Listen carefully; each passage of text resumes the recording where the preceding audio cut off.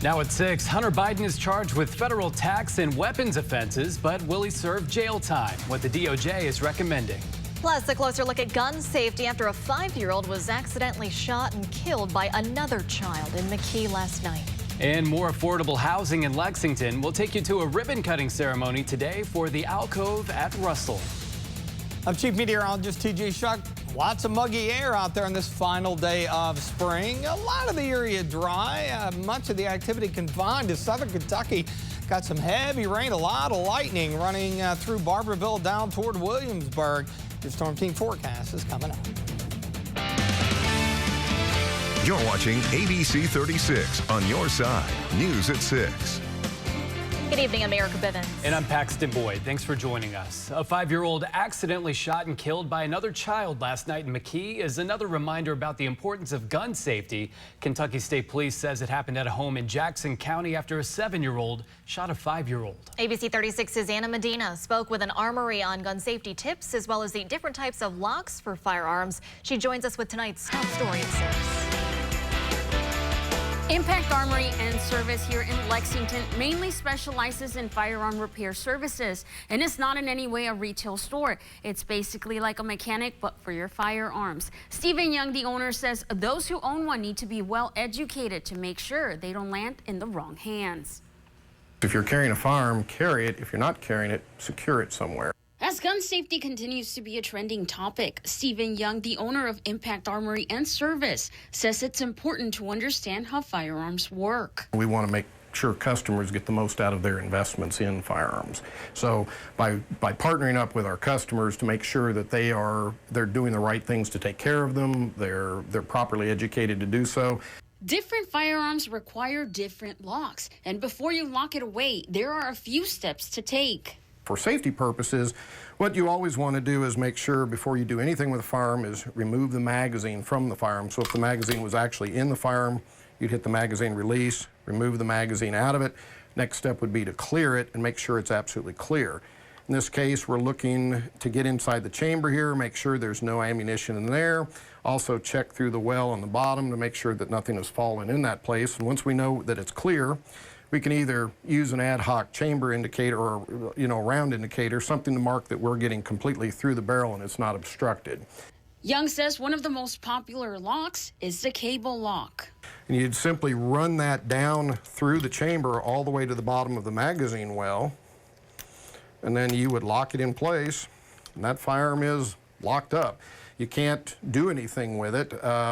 You would literally have to go through the efforts of cutting the cable to do so. This is one that goes through and fits completely through the cavity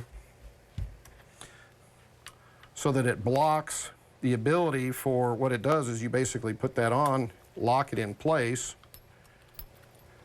remove the key, give it a good squeeze, and now it's very much locked in place. Also stressing that the lock is only there to slow someone down. They're not going to guarantee that they can't be breached in some way, shape, or form, but you truly have to want it really bad if you're going to go through that process of damaging your firearm. Another important tip, Young says, to also lock up your ammunition separately from your gun and do not store your firearm under a bed, mattress, or an unlocked drawer. He also says that they also give away free locks for anyone who may need one. For now, Anna Medina, ABC 36 on your side.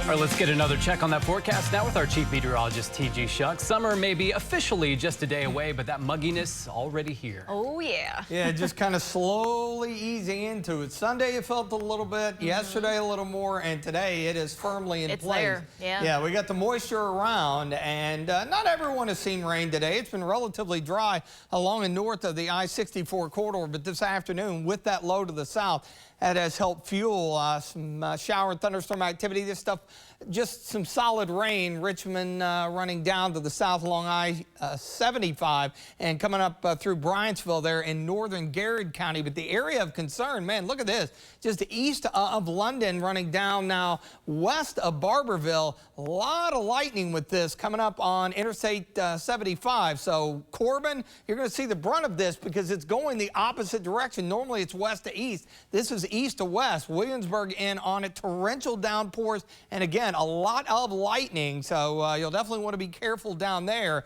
This is on the north side of the center of circulation, which is across East Tennessee. Now, here in Lexington, looks a little ominous looking off to the south. Our Bluegrass Pace Care Skyview HD Camera Network, Hicks and Funson Cam. We got that northeast wind at about 15 to 20. We're at 81. We overachieved here in Lexington because of the lack of rain and a few breaks in the clouds. Down south, mid to upper 70s. Our dew points are high, thus the muggy feel to the air. So as we go through this evening, again, primarily south of Lexington, that's where the lion's share of the activity will be. Once we get past sunset, it will be more widely scattered overnight. A summer-like overnight to come, upper 60s, muggy, and we'll do it all again as we welcome summer tomorrow. More on that in your 7-day coming up. Kentucky State Police is investigating an officer-involved shooting in Boyd County. Troopers say that shooting happened Sunday night just before 8:30 in Ashland. No other information has been released by KSP at this time. An investigation into the incident continues. ABC 36 has reached out for specifics. We'll, of course, keep you updated on new developments. President Biden's son Hunter will plead guilty to 2 tax misdemeanors and reached a deal with federal prosecutors on a felony gun possession charge. According to a court filing from the Department of Justice, the DOJ is expected to recommend probation for the tax misdemeanors.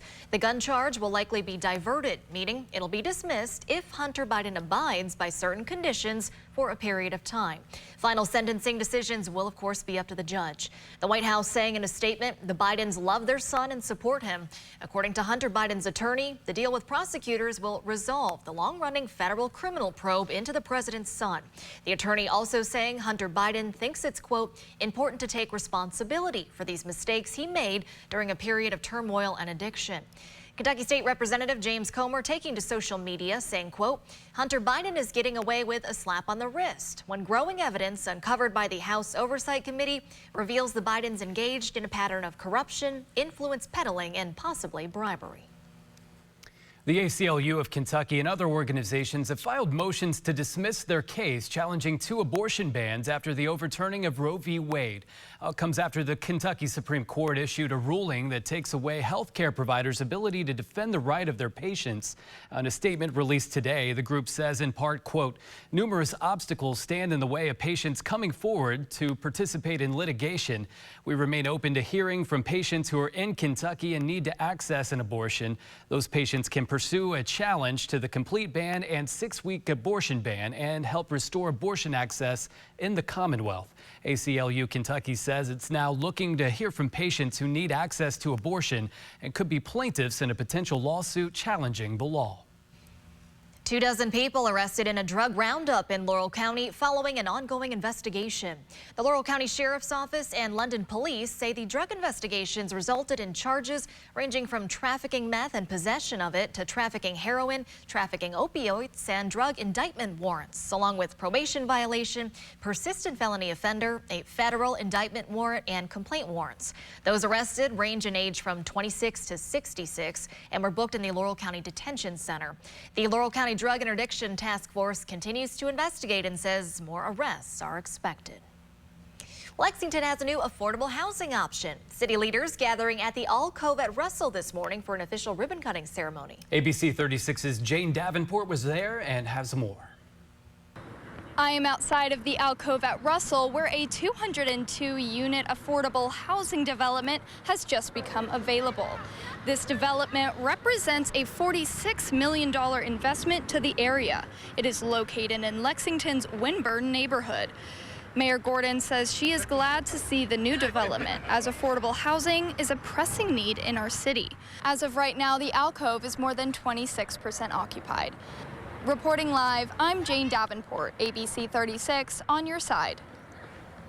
Well, the first resident moved in March of this year. Working families who earn up to 60% of the area median income or up to $53,580 annually for a family of 4 qualify. You can find more information by clicking on this web story at WTVQ.com. Well, still ahead, the fishing boat sensation isn't going to take a disqualification and just sail away. Plus, people are bugging out over a cricket invasion. Everything you need to know. Well, cloudy and muggy on this final day of spring. Got some heavier thunderstorms rolling along the I-75 corridor. London Corbin, it's coming in from your east over the next 5 to 10 minutes. I'll track it for you and tell you what to expect as we welcome summer tomorrow morning. Your Storm Team forecast is coming up.